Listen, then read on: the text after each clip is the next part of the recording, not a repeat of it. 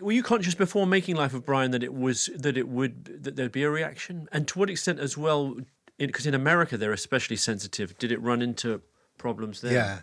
Well, we were aware, and as we were writing it, we made it made a difference to what we wrote and how we wrote it. We did a lot of research about the period of the Holy Land, and particularly about the search for the Messiah.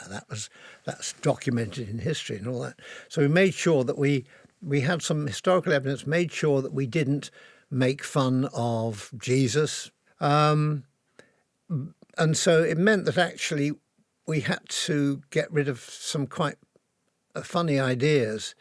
One was Peter trying to book a table for the Last Supper. 12 people, please. Yeah, when you want Friday. Friday? 12 on Friday? You must be joking. I can do you Thursday, but it would have to be... that'd be 3 tables of 4 I can do you and all that. No, we all want to be together. Well, sure, Monday, that's a quiet day. Okay, it's Monday. And can we all be on one side of the table, please? We had to get this out of our system. But I realise if you put that in there, then that is doing exactly what people will sort of get you for, just making jokes about something which moves people greatly.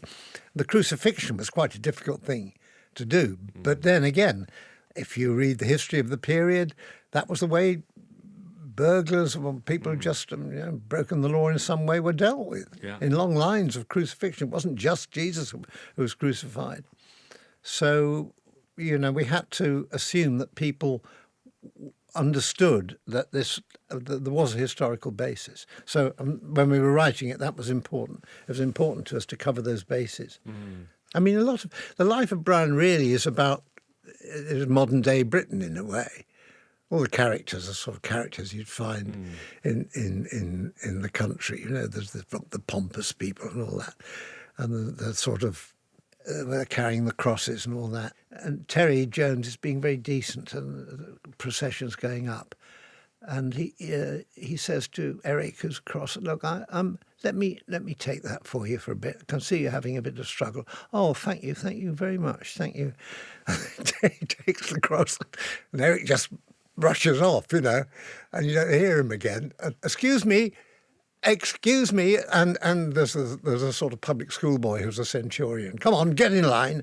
This isn't my cross, which I think is one of my favourite lines in the film. This isn't my cross. Oh yeah, get on with it. Terry gets crucified. Little things like that, sort of sharp talk and people sort of getting run over somebody else, very much present day. And did it have problems getting distributed in America, or how much pushback was there over there?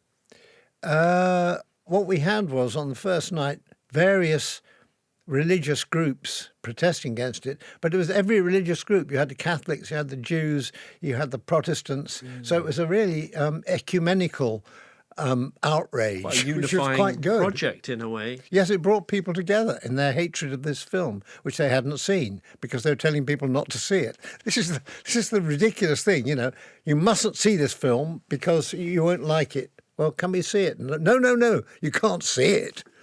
Then you might like it. Balmy, very Pythonic, really.